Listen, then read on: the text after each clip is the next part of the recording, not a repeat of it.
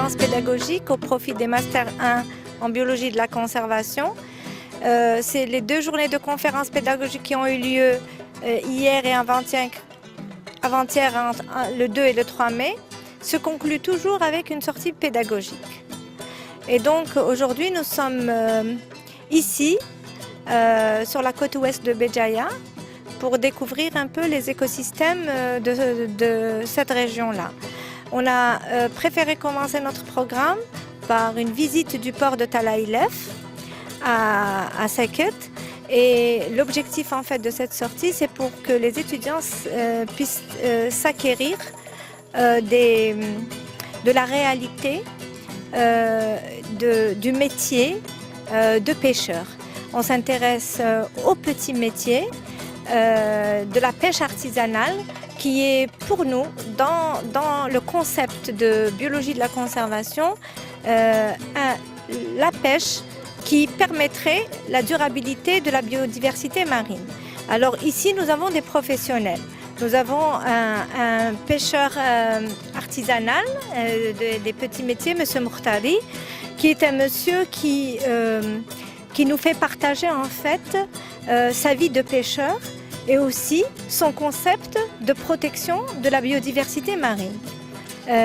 Et juste après, bon, nous avons aussi d'autres professionnels. Nous avons ici M. Boudhouch qui est le responsable du club de plongée sous-marine de Boulimat, Club Atlantique, qui va lui aussi nous permettre d'aller visiter la côte ouest pour d'autres raisons que je vais expliquer.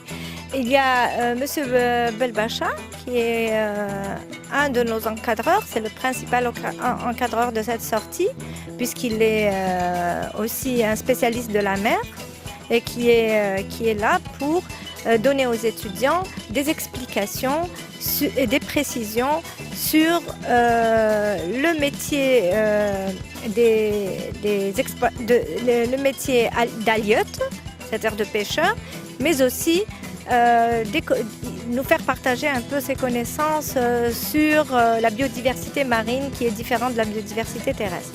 Donc tout à l'heure, nous allons prendre le bateau et nous allons aussi aller faire un tour sur les 3 îlots principaux de cette côte ouest qui sont l'îlot des Pisans, l'îlot du Sahel et l'îlot Alaï.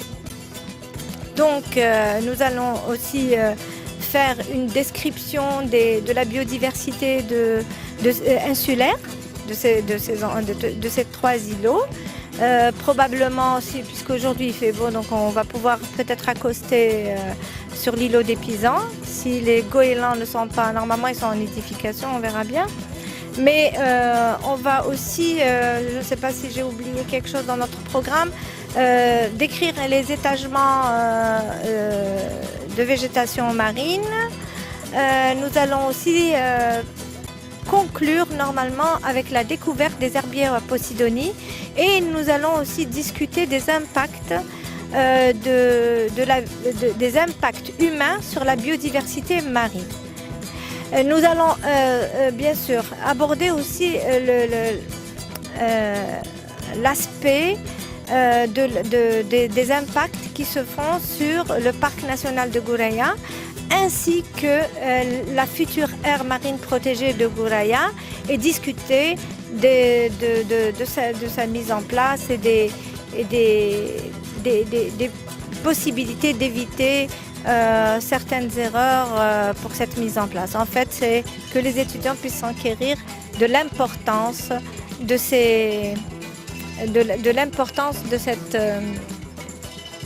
cette aire marine protégée dans la région de Béjaïa.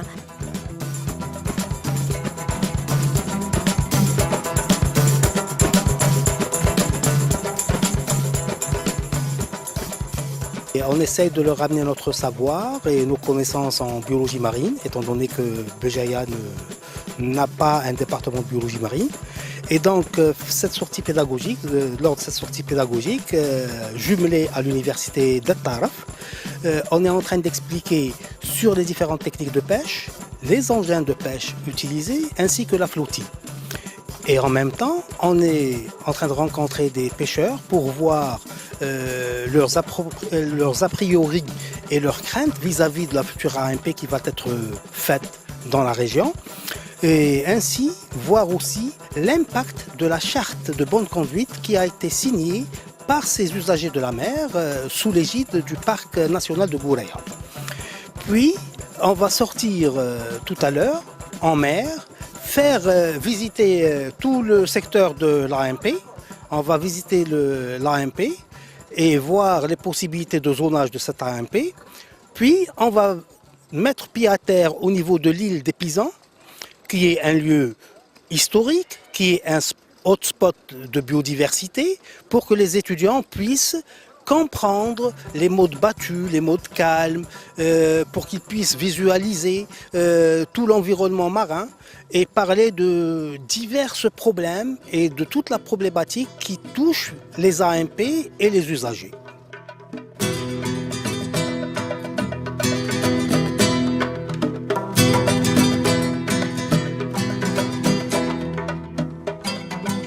Nous sommes très heureux que le monde universitaire et les citoyens se penchent et cherchent à savoir, à comprendre le monde marin. Et ce métier surtout qui est difficile. J'espère le message qu'on leur a passé, qu'ils vont passer ils vont passer le message vers d'autres, les étudiants, c'est-à-dire essayer ne serait-ce d'apporter un plus pour les générations futures, de rééduquer nos enfants à respecter et à protéger ce qui est cher pour l'être humain, à savoir la mer et la terre.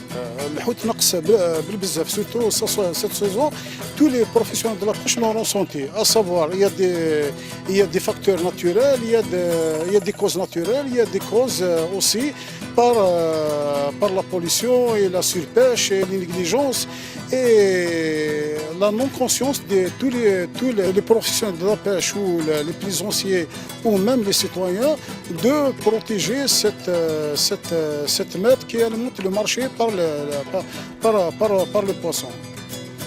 L'aire maritime protégée est une chose, est une évidence qu'il faut prendre en considération, d'ailleurs comme tous les pays de la Méditerranée l'ont pris en considération. Il faut que ces endroits, que ces aires maritimes protégées soient réalisés, non seulement pour la protection de nos côtes et de la biodiversité marine et de la faune et la flore, mais aussi pour nos enfants. Mais seulement, il faut penser à nos enfants sans oublier, c'est-à-dire notre vie actuelle. Ça veut dire le marin pêcheur, il est prêt justement, il a besoin de ça pour assurer son métier, mais seulement sans le toucher, c'est-à-dire à ses pêches, à son métier actuel. Ça veut dire c'est des zones à ne pas prendre beaucoup de surface où le pêcheur actuel ne pourra pas pêcher. Parce que les fermes aquacoles, comme vous savez, là, le vin en dollars, sa nourriture en dollars, les cages en dollars, tout est en dollars. Ça veut dire là, on sort de l'indépendance alimentaire à la dépendance alimentaire. C'est-à-dire on sera dépendant toujours de l'étranger.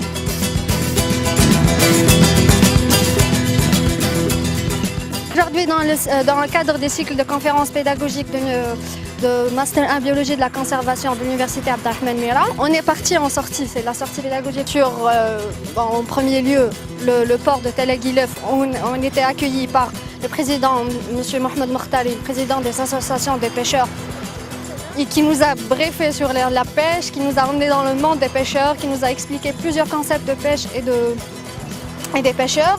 Puis le club Atlantide nous a pris en mer, c'était un bateau, en mer où on a découvert la future aire marine protégée de Béjaïa, Et M. Belbacha et M. Azouk nous ont très bien encadrés pendant cette petite randonnée en mer de cette future aire marine protégée, et M. Azouk sur les formations rocheuses, des falaises et tout.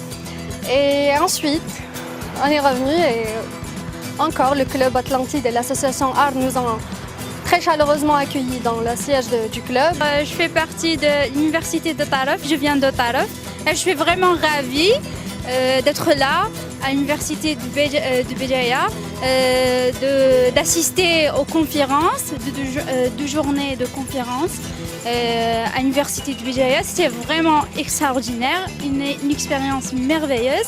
Et là aujourd'hui on était accueillis au port de Béjaïa et nous avons découvert la nature et c'était vraiment extraordinaire. Si on a fait une visite du littoral depuis le port jusqu'à les Aiguates pour voir, encadré par M. Belbacha, c'est dans le cadre de la future AMP ou zone marine protégée. Il nous a expliqué dans ce débat, dans cette sortie plutôt, que la valeur qu'a Béjaïa pour la biodiversité marine et toute la richesse plutôt de notre région. Et pourquoi on devrait la protéger et la préserver.